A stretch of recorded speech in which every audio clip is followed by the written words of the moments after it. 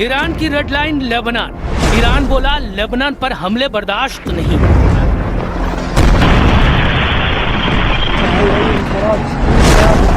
Beirut पर हमला हुआ तो जवाब देगा ईरान। ईरान ने इजराइल और अमेरिका के सामने अब ये साफ कर दिया है कि लेबनान उसकी रेड लाइन है। लेबनान पर हमला हुआ तो वो चुप नहीं बैठेगा। इजराइल ने बेरूत पर बड़े हमले की धमकी दी थी, जिसके जवाब में ईरान ने कहा कि अगर बेरूत पर हमले हुए तो फिर उत्तरी इजराइल भी नहीं बचेगा। ईरान की इसी चेतावनी के बाद ट्रंप हरकत में आए। उन्होंने नेतन्याहू और ईरान के प्रतिनिधि से बात की और फिर ये भरोसा दिया कि दोनों देश एक दूसरे पर हमले नहीं करेंगे।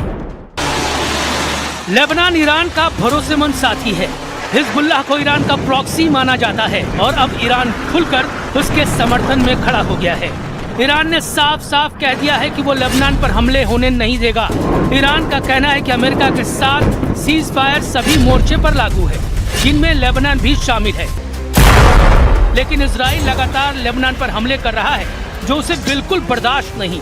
बड़ी बात यह है कि ट्रंप के दबाव में फिलहाल इजराइल के प्रधानमंत्री नेतन्याहू बेरूत पर हमले की बात से पीछे तो हट गए हैं, लेकिन उन्होंने ये भी कहा है कि दक्षिणी लेबनान में इजराइल का ऑपरेशन जारी रहेगा। दूसरी तरफ ईरान में अमेरिका और इजराइल के खिलाफ आम लोगों का गुस्सा भी खुलकर सामने आ रहा है।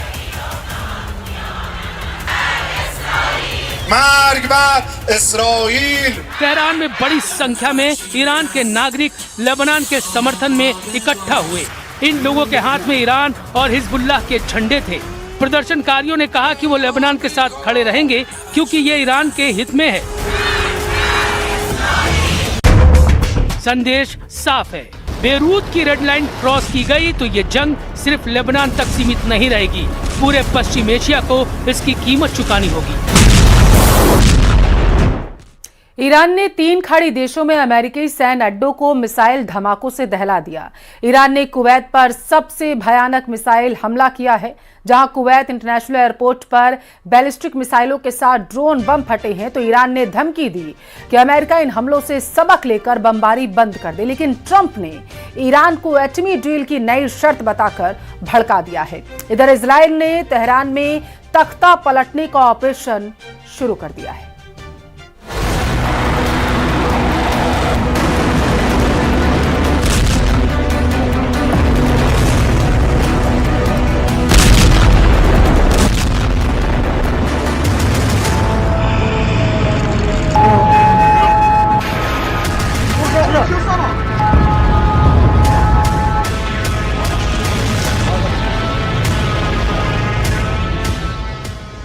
तेल के जहाज पर बमबारी, सैन्य अड्डों पर मिसाइलों की बौछार।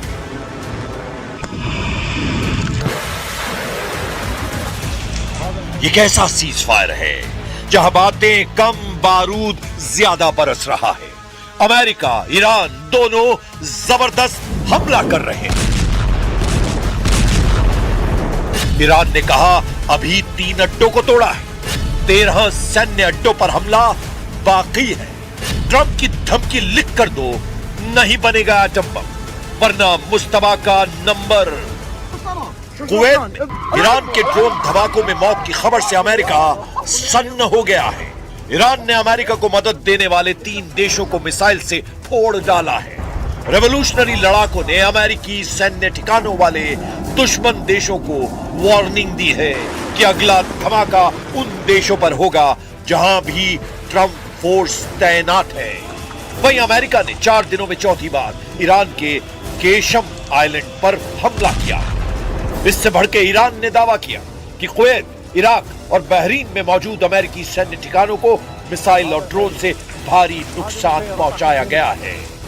ईरान ने सबसे जबरदस्त हमला कुवैत में किया है, जहां सुबह शुरू हुए मिसाइल धमाके अब भी रुके नहीं है। ईरानी हमलों से कुवैत इंटरनेशनल एयरपोर्ट पर अफरा तफरी मची है। हालांकि कुवैत ने बयान जारी कर कहा है कि उसके एयर डिफेंस सिस्टम दुश्मन की मिसाइलों और ड्रोन को रोकने की पूरी कोशिश कर रहे हैं। ज्यादातर विस्फोट इंटरसेप्शन ऑपरेशन के चलते हुए हैं, लेकिन कुवैत रिहायशी इलाकों में बारूदी तांडव दिखाई दिया है। ईरान की मिसाइल आंधी से कुवैत में इमरजेंसी जैसे हालात हैं। सेना ने लोगों के लिए एक और चेतावनी जारी की है। कुवैत सेना ने कहा है कि अगर कहीं मिसाइल ड्रोन दिखाई दे तो लोग उससे दूर हो जाएं। संदिग्ध सामान मिलने पर इमरजेंसी नंबर पर सूचना देने की अपील की गई है। कुवैत की तरह बहरीन और इराक में अमेरिकी ठिकानों पर हाई अलर्ट है। बहरीन के गृह मंत्रालय ने चेतावनी सायरन बजाए हैं और लोगों से शांत रहने की अपील की है। बहरीन में नागरिकों को नजदीकी सुरक्षित स्थानों पर जाने और सुरक्षा निर्देशों का पालन करने के लिए कहा गया है। ईरान के सरकारी ब्रॉडकास्टर IRIB ने सोशल मीडिया प्लेटफॉर्म X पर कई वीडियो शेयर कर घातक हमलों का दावा किया है। वीडियो में मिसाइलों को बहरीन और इराक के आसमान में विस्फोट का दावा किया जा रहा है, लेकिन अमेरिकी सेंट्रल कमांड ने ईरान के हमलों को खोखला दावा करार दिया है। सेंटकॉम ने कहा है कि ईरान ने बहरीन में यूएस नेवी के 5वें बेड़े के मुख्यालय और एक अमेरिकी एयरबेस पर मिसाइल और ड्रोन हमले का दावा किया है, लेकिन सभी हवाई खतरों को समय रहते रोक दिया गया और किसी भी अमेरिकी सैन्य ठिकाने पर हमला सफल नहीं हुआ है।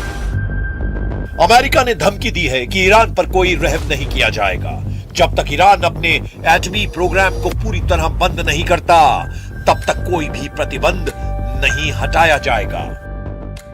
Any sanctions relief is condition based, which means it has to be in return for the reason why those sanctions were put in place in the first place, which is their nuclear program. So yeah, look, Iran is being sanctioned because they enrich uranium. Iran is being sanctioned because they've highly enriched uranium. Iran is being sanctioned because of their nuclear activities. If they agree to give up those things, there will be sanctions relief associated with their commitment and compliance.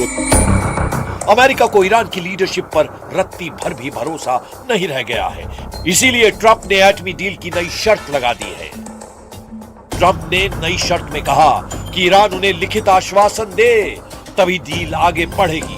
Trump ने अपनी शर्त में यह भी कहा है कि परमाणु गतिविधियों पर ठोस समझौता होगा और इसके बाद ही अमेरिका ईरान को आर्थिक राहत देगा।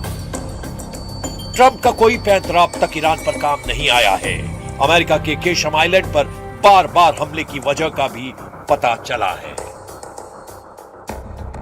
अमेरिका की एटमी डील पर बार बार स्टैंड बदलने के बाद से ईरान ने खूंखार तेवर अपना लिए हैं। सुप्रीम लीडर मुस्तफा खामनेई ने secret war headquarter Qeshm island को एक्टिव कर दिया है।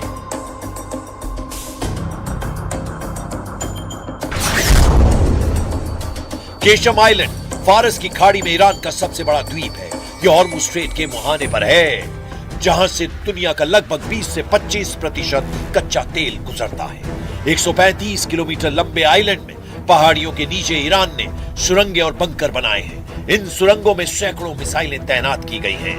इन्हें मिसाइल फार्म भी कहा जाता है, जहां से ईरान लंबी और मीडियम रेंज की मिसाइलों को आसानी से लॉन्च कर रहा है। ये मिसाइलें फारस की खाड़ी में मौजूद किसी भी दुश्मन के जहाज को हिट कर रही हैं। मुस्तफा का ये अंडरग्राउंड युद्ध मुख्यालय गेम चेंजर साबित हो रहा है। ईरान ने केशम आइलैंड को ट्रंप के जंगी बेड़ों की तर्ज पर बना रखा है।